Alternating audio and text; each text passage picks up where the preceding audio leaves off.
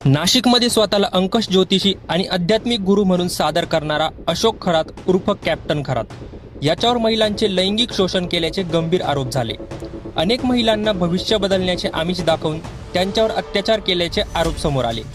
या प्रकरणात पोलिसांनी त्यांच्या घरातून धक्कादायक पुरावे, व्हिडिओ आणि इतर सामग्री जप्त केली असल्याची माहिती आहे। या सर्व प्रकारामुळे समाजात संतापाची लाट उसळली आणि वरिष्ठ नेत्यांनी कठोर कारवाईची मागणी सुरू केली। आणि आत्ताच रुपाली चाकणकरांनी पत्रकार परिषद घेऊन सोक्षमोक्ष लावून टाकला आहे। पत्रकार परिषदेत काय म्हणाल्या रुपाली चाकणकर जाणून घेण्यापूर्वी चॅनल सबस्क्राईब करून ठेवा पुढच्या अशाच फास्ट डेली अपडेट्स मिळवण्यासाठी। रुपाली चाकणकर यांचे नाव कसे समोर आले ते पहिले बघा। या प्रकरणात सर्वात मोठा वाद तेव्हा निर्माण झाला जेव्हा रुपाली चाकणकर यांचे काही जुने फोटो आणि व्हिडिओ समोर आले। या व्हिडिओमध्ये त्या अशोक खरात सोबत धार्मिक कार्यक्रमात सहभागी झालेल्या दिसत होत्या। विरोधकांनी यावरून थेट प्रश्न उपस्थित करत विचारले, अशा व्यक्तींशी संबंध का होते? महिला आयोगाच्या अध्यक्षपदी असताना नैतिक जबाबदारी काय?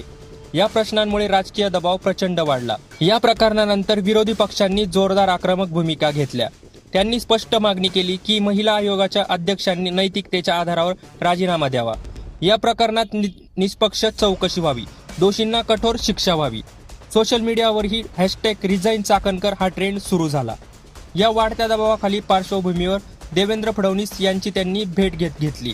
त्याचबरोबर राष्ट्रवादी काँग्रेसच्या नेत्या सुनेत्रा पवार यांच्याशीही त्यांनी चर्चा केली। या बैठकीनंतर परिस्थिती स्पष्ट आणि राजकीयदृष्ट्या नुकसान टाळण्यासाठी मोठा निर्णय घेण्यात आला। अखेर वाढत्या दबावामुळे रुपाली चाकणकर यांनी राज्य महिला आयोगाच्या अध्यक्षपदाचा राजीनामा दिला। या निर्णय घेतल्यानंतर त्यांनी पत्रकार परिषद घेतली आणि आपली भूमिका स्पष्ट केली। पत्रकार परिषदेत ते काय म्हणाल्या ते बघा। पत्रकार परिषदेत त्यांनी अत्यंत सविस्तरपणे आपली बाजू मांडली। त्या म्हणाल्या, मी शिवनिका संस्थामध्ये प्रदेशाध्यक्ष म्हणून काम करत होते।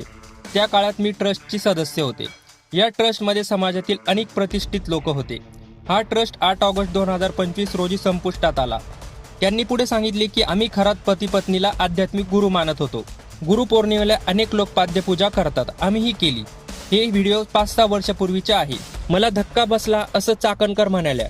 त्यांनी स्पष्ट सांगितले, अशोक खरातच्या कृत्यांबद्दल मला काहीच माहिती नव्हती। ही घटना समजल्यावर मला मोठा धक्का बसला। मी लगेच ट्विट करून निषेध व्यक्त केला।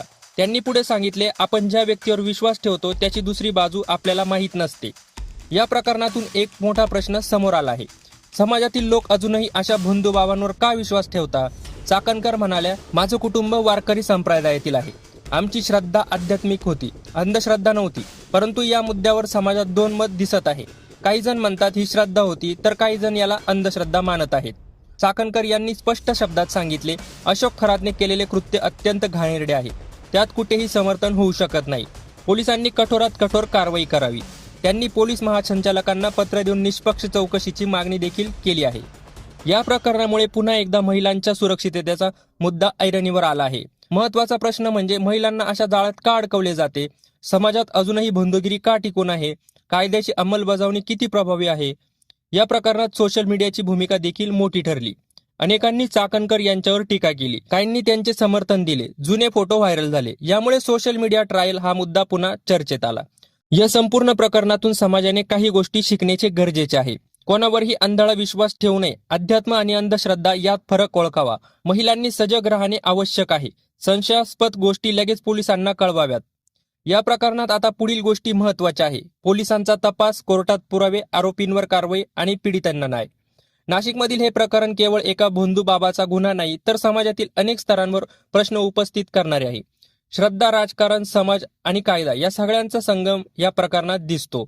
अशोक खरात याच्या कृत्यांमुळे अनेकांचे आयुष्य उद्ध्वस्त झाले आहे, तर रुपाली चाकणकर यांच्या राजीनाम्यामुळे राजकीय जबाबदारीचा मुद्दा अधोरेखित झाला आहे। आता संपूर्ण राज्याचे लक्ष आहे ते एका गोष्टीकडे, पीडितांना न्याय मिळणार का?